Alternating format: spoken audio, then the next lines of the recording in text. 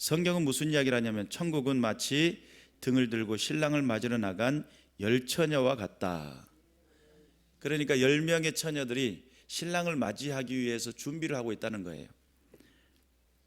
그 과정 중에 오늘 여기서 핵심적인 전반적인 모든 핵심은 뭐냐면 준비하고 있어라, 이런 개념이에요.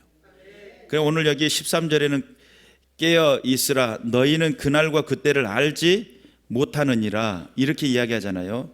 그래서 그날과 그때를 알지 못하는데 신랑이 더디왔다는 거예요. 그 시간이 정확히 언제인지를 알려주지 않은 상태에서 이렇게 진행이 됐고, 신부들은 준비를 하는데 5명은 지혜로웠고 5명은 어리석은 미련한 5명, 슬기로운 5명, 이 5명에 나눠져 가지고 이 비유를 통해 가지고 우리 예수님께서는 무슨 말씀을 하시기를 원하셨을까, 어떤 말씀을 하시길 원하셨을까라고 하는 부분들을 오늘 한번 생각해 보았으면 좋겠습니다. 성경에서 이 처녀들이 준비해야 될 것들이 있었는데 그것이 기름이죠. 기름을 준비했느냐 못했느냐 이런 관건이잖아요. 그러면 또 한 가지 중요하게 생각해야 될 부분이 있다고 하면 등입니다. 등. 그들은 등을 10명 다 모두 다 등을 다 준비했다는 거예요. 등은 준비되어 있어요. 그런데 그들이 기름이 준비가 되지 못했어요. 미련했든지 슬기로웠든지 이 10명에게는 모두 다 기름이 존재했었습니다. 그래서 5명, 미련한 5명도 등불을 켜긴 켰지만 기름이 부족했고, 슬기로운 5명에게는 기름이 준비가 되어 있었어요. 그런 측면으로 봤을 때에 그들에게 있어서 하나님의 나라에 대한 비유로 이것을 말씀을 하고 계셨기 때문에 하나님 나라에 들어갈 처녀들, 하나님 나라에 들어갈 신부로서 단장해야 될 사람들, 우리 성도들을 이야기하고 있는데, 과연 지혜로운 사람과 미련한 사람의 이 차이점을 통해 가지고 과연 무엇을 말씀하고 싶으셨을까? 기름이라고 하는 이 부분을 성경에서는 여러 가지 많은 측면에서 해석을 할 수도 있겠지만, 우리가 이제 사도행전 10장 38절 한번 말씀을 보겠습니다. 사도행전 10장 38절, 우리 다 같이 성경을 찾아야 되니까 손가락에 침 묻혀갖고 넘기시기 바라요. 사도행전 10장 38절, 다 같이 시작. 하나님이 나사렛 예수에게 성령과 능력을 기름 붓듯 하셨음에 그가 두루 다니시며 선한 일을 행하시고 마귀에게 놀린 모든 사람을 고치셨으니 이는 하나님이 함께 하셨음이라. 예수 그리스도가 이 땅에 오셔가지고 많은 기적과 능력을 보여주셨는데 거기에 핵심이 뭐냐면 성령의 능력을 기름 붓듯이 하셨다, 이런 장면이 나오죠. 그럼 성경 한 절 더 찾아보겠습니다. 요한일서 2장 27절 말씀, 요한일서 2장 27절. 요한일서는 요한계시록이 맨 뒤쪽에 있는데 앞에 정도 있을 것 같아요. 요한일서 2장 27절. 다 찾으셨어요? 우리 합독하겠습니다. 시작. 너희는 주께 받은 바 기름 부음이 너희 안에 거하나니 아무도 너희를 가르칠 필요가 없고 오직 그의 기름 부음이 모든 것을 너희에게 가르치며 또 참되고 거짓이 없으니 너희를 가르치신 그대로 주 안에 거하라. 아멘. 자, 여기서 기름은 무엇을 말할까요? 성령 하나님을 말씀합니다. 그래서 보혜사 성령, 예수님이 그러잖아요. 보혜사 성령이 너에게 오면 너희를 가르치시기도 하고 보호해 주시기도 하고 이렇게 생각나게 하는 그분이 성령 하나님이시죠. 그래서 여기서 말하는 요한일서 2장 27절에서 말하는 주께 받은 바 기름 부음이 너희 안에 거했다라고 하는 것은 성령의 내주하심을 통한 역사입니다. 성령이 내 안에 내주하고 성령이 내 안에서 역사하심으로 주 예수 그리스도의 복음의 메시지가 확증되어지는, 자, 그런 측면에서 보면 성령께서는 강력하게 역사를 하셔가지고 성도는 성도가 되게, 하나님의 자녀는 하나님의 자녀다움의 삶을 살 수 있도록, 그런 측면에서 보면 기름은 말 그대로 성도가 준비하고 예비돼야 될, 항상 기대하고 소망해 나가야 하는 그런 관건이라는 사실을 믿으시길 바라요. 그래서 이들이 모두 다 함께 준비하고 함께 신앙생활, 신앙의 공동체 가운데 살아왔던 그 모든 것들 가운데 가장 관건은 성령의 내주하심이에요. 여러분, 예수 그리스도를 믿는 믿음의 백성들이 예배당에 함께 모여서 믿음의 공동체를 이루었어요. 그런데 어떤 사람은 믿음의 공동체로 들어가는 것도 반강제적으로 들어와 있는 사람들이 있어요. 예를 들면 모태신앙 같은 사람들이에요. 아버지가 목사니까 아들들은 앉아서 예배를 드려야 돼요. 그게 어렸을 때부터 봐왔던 그림이에요. 저도 아버님이 목사님이시다 보니까 기도원 운영을 하시니까 방학 때에, 방학이라고 하면 좀 이렇게 쉬고 즐거워야 되는 그런 시간들인데 기도원에서 한 달 동안 집회를 하셔요. 그러면 아침부터 새벽부터 이제 새벽 집회가 있으니까 새벽 예배 있죠, 오전 예배 있죠, 오후 3시 반에 예배 있죠, 오후 이제 저녁 예배가 있죠. 4번의 예배를 드리게 돼요. 그러면 그 4번의 그 예배 가운데서 참여할 최대한 참여를 하면 4번이고 안 그러면 3번이고 이래요. 새벽에 못 일어나면 이제 어쩔 수 없는 거고. 그러면 이게 반강제적인 거예요. 저희는 의도한 바가 없어요, 처음부터서. 그러니까 그런 삶의 현장으로 가다 보니까 그 가운데서 예배는 방학 때 친구들이랑 놀았던 기억도 없고, 그러면 집회면 집회 가운데 모든 사람들이 모여가지고 함께 찬양하고 함께 뜨겁게 기도하니까 그 기도 현장이 얼마나 뜨거웠겠어요.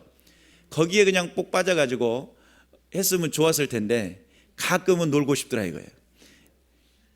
그러지 않았겠어요. 어린 나이인데. 그리고 그 기도회가 끝난 다음에 그게 부흥 강사님이 그래요. 응답 받으려면 소나무 하나는 뽑아야 된다고. 그것이 하나의 미션인 줄 알고 서 있는 소나무마다 발로 차보고요. 넘어지는가 안 넘어지는가. 몸으로 부딪혀보고 밀어보고 아무래도 안 넘어지는 거예요. 결국은 선택했던 것은 죽은 나무. 이게 힘으로 하면 부러질 수 있는 그런 죽은 나무 질질 끌고 왔어요. 그럼 응답 받을 줄 알고. 근데 그게 본질이 아니더라고요. 소나무 하나를 뽑을 정도의 힘을 쓰고 애를 써야 된다라고 하는 것을 안 가르쳐 줬어요. 소나무 하나 뽑아야 된다고 하니까 저는 그래야 되는 줄만 알았다는 거죠. 근데 그게 하나의 그 과정에 모태 신앙자들 반강제적인 예배에 참석을 해야 됐고, 또는 그렇지 않고 친구가 좋아서 예배당에 나와 있는 사람, 또는 정말 똑같은 찬송하고 예배하는 자리에 같이 뜨겁게 하다 보니까 은혜가 있어요. 그런 자리에 내가 예수 그리스도를 정확히 안 믿었는데도 불구하고 그런 은혜가 있어요. 성령이 강하게 터치를 하시면 때로는 내 마음에 감동이 오고 눈물이 쏟아져요. 그리고 내가 그 가운데 함께 이번에 한번 전도순례 가는데 한번 해봅시다 해가지고 팔 걷어붙이고 그 한 해는 열심히 봉사하고 그 다음에는 또 봉사 안 하고, 이런 어떤 과정들이 있고, 내가 하나님을 믿고 신뢰하는 그 과정에 나아갈 때에 분명 등이라고 하는 것은 세상에 밝히는 등인데, 밝혀져야 되는 그 등이 내 삶의 어떤 열정을 통해서 뭔가를 비춰주기는 비췄던 것 같아요. 그런데 여기서는 어떤 과정을 이루는 모습이 아니라 방향을 말하고 있어요. 방향. 어떠한 방향을 가지고 나아가고 있느냐예요. 여기서는 어떤 내가 과정 속에 내가 얼마만큼 헌신했고 내가 하나님 앞에 드려졌다는 이런 과정을 이야기하는 개념이 아니고, 여기서는 하나의 방향성을 보게 만들어요. 우리가 노력하고 수고하는 그 방향성은 어디냐면 주 예수 그리스도 재림하는 그날에 주님 앞에 서는 그날이에요. 즉 이 땅에서 내가 잘 먹고 잘 사는 그런 정도의 수준이 아니에요. 그러다 보니까 하나의 과정을 마쳤다라고는 생각하는 사람들, 그들은 생활에 안주할 확률이 있고, 그 과정 하나하나 겪어나가는 그 과정 속에 하나의 어떤 의미를 두고 의미를 부여하고, 그러다 보니까 복음을 아는 믿음의 백성으로서 또는 모태신앙자로서 그렇게 해야 된다는 의무감 속에, 또는 친구가 그렇게 하니까, 아무개 권사님이 그렇게 하니까 따라가는 정도의 수준 가지고는 어렵다는 거예요. 천국 가는 게 참 슬픈 일이죠. 우리가 명확히 알아야 돼요. 여러분의 방향성은 무엇을 향해 나가고 있습니까? 성령의 내주하심을 통해 가지고 예수가 주라고 하는 고백이 일어나야 돼요. 성령이 여러분 중심 속에 찾아오셔 가지고 예수 그리스도의 복음이 밝혀져야 돼요. 성경 말씀 한번 또 찾아보겠습니다. 고린도전서 12장 3절 말씀. 고린도전서 12장 3절 말씀. 고린도전서는 마태, 마가, 누가, 요한, 그리고 사도행전, 그 다음에 로마서, 다음에 고린도전서인가요? 헷갈리네. 아마 그 정도 있을 것 같아요. 고린도전서 12장 3절 말씀 다 같이 시작. 그러므로 내가 너에게 알리노니 하나님의 영으로 말하는 자는 누구든지 예수를 저주할 자라 하지 아니하고 또 성령으로 아니하고는 누구든지 예수를 주시라 할 수 없느니라. 성령의 역사하심을 통해 가지고 내 안에 성령께서 인도하심을 따라 예수를 주라 고백도 했어요. 그러니까 여기에 열처녀는 모두 다 신앙적 고백이 있었다고 봐야 돼요. 그리고 그들에게 있어서의 하나님의 임재가 있었기 때문에 때로는 기도하다가 눈물도 흘렸고요, 때로는 주의 봉사하고 헌신하는 자리에 최선을 다해 드려지는 모습이 있었던 것 같아요. 그런데 미련한 사람과 슬기로운 사람의 그 차이점은 어떤 개념이냐면, 미련한 사람은 여기에서 이 성경에는 정확하게 기록되어지지는 않지만 이 미련한 사람은 준비력에 있어서 방향성에 있어서 정확하게 보지 못했고 그의 삶이 더 우선순위였던 것 같아요. 그러다 보니까 내게 처해 있는 그 상황이 더 우선되어졌고 내게 상황 속에서 그 가운데 하나님의 복음이라는 개념 속에 내가 준비해서 내가 어디를 나가야 된다라는 그 방향성을 잃어버리다 보니까 생활 속에 나태가 찾아왔을 수도 있고 생활 속에 또한 정확하게 보고 준비해야 될 준비력을 갖추지 못하는 미련한 상황.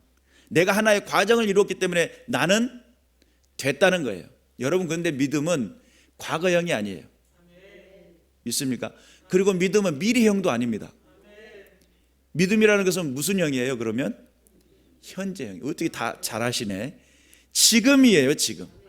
그러니까 과거에 내가 어떤 삶을 살았고 과거에 내가 어떤 것을 했으며 이가 중요한 게 아니고 지금 내가 주 앞에 섰느냐예요.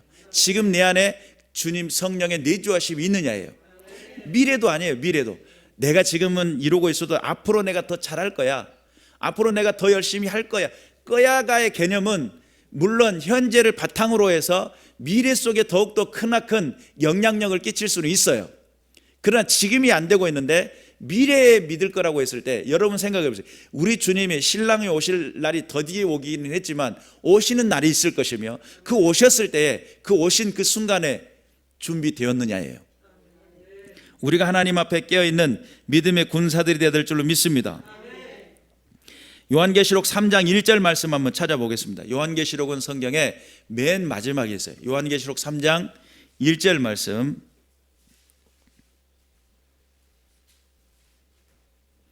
시작. 사대교회의 사자에게 편지하라. 하나님의 7영과 7별을 가지신 이가 이르시되 내가 내 행위를 아노니 내가 살았다 하는 이름은 가졌으나 죽은 자로다.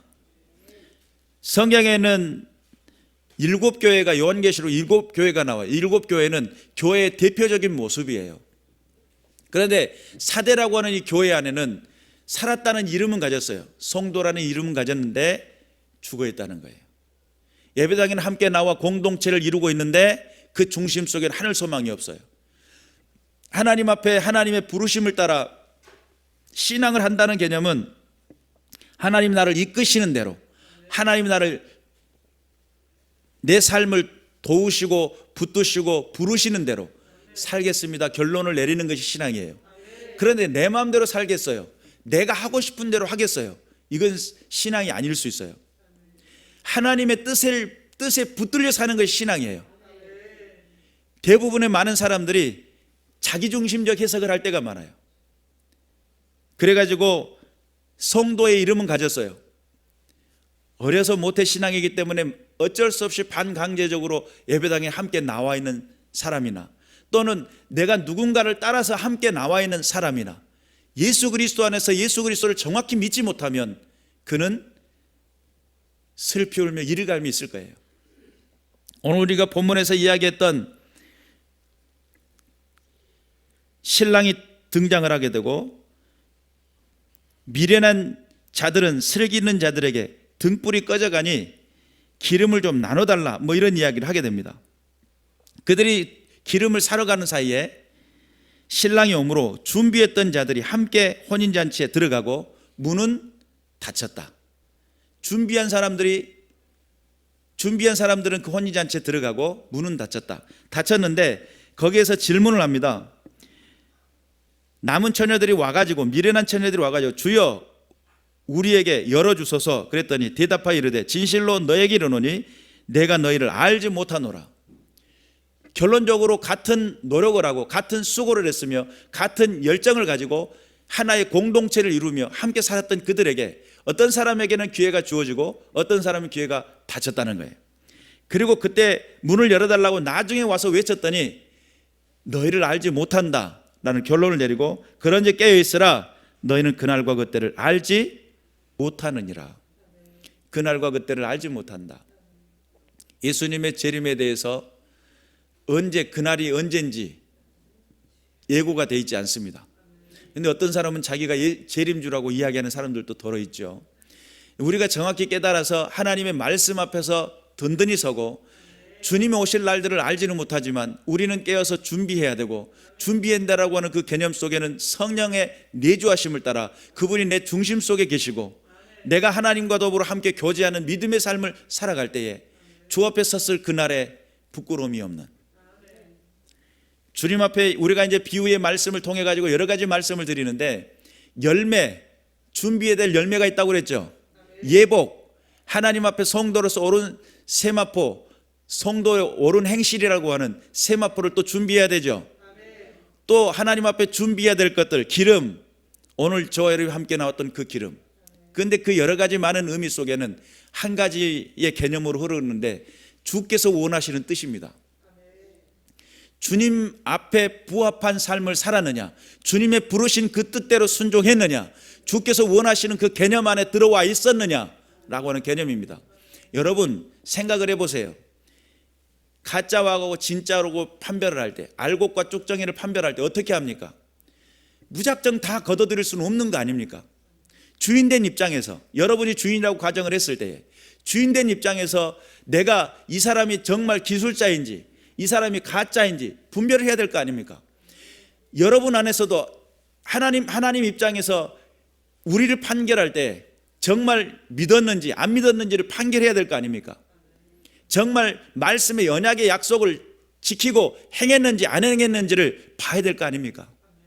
그렇게 봤을 때 하나님은 철저하게 알곡과 쭉정이를 걸러낼 것이고, 철저하게 미련한 것과 슬기로움을 분리할 것이며, 철저하게 하나님 앞에 드려질 열매를 보실 겁니다. 여러분들 볼 때 썩어진 열매를 들면 참 맛있겠다 이런 사람이 있어요? 없잖아요. 열매 중에 썩은 것과 안 썩은 것이 있을 때 여러분이 먼저 손이 가는 것은 안 썩은 걸 집으려고 할 거 아닙니까? 4명이 서서 4개의 사과를 집으려고 할 때 그 중에 제일 멀쩡한 거, 그것도 크기도 좀 큰 거 고르려고 할 거 아닙니까? 하나님 입장에서도 저와 여러분이 하나님의 말씀 앞에 부합한 삶을 살고 있는지를 분별하시려고 한다는 사실. 그냥 적당하게 넘어갈 것 같잖아요. 안 그렇습니다. 여러분 하나님 앞에 눈 가리고 아웅하듯이 절대 안 됩니다. 하나님은 외모를 보시지 아니하고 중심을 본다고 했습니다.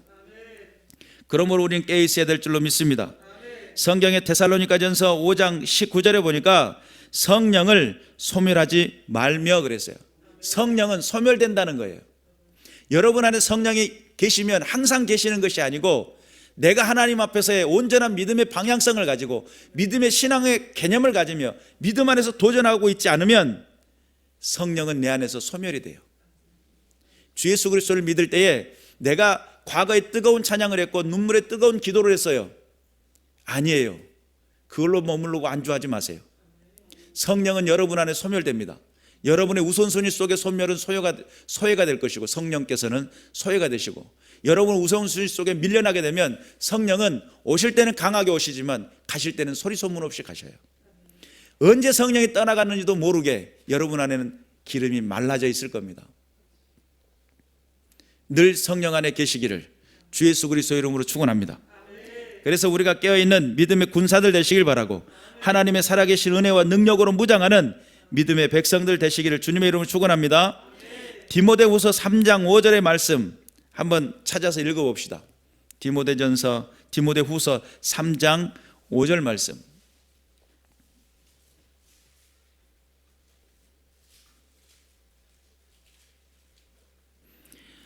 우리 다 같이 합독하겠습니다. 경건의 모양은 있으나 경건의 능력은 부인하니 이 같은 자들에게서 내가 돌아서라. 경건의 능력은 있는데 그 능력을 부인하는 사람들이 있다는 거예요.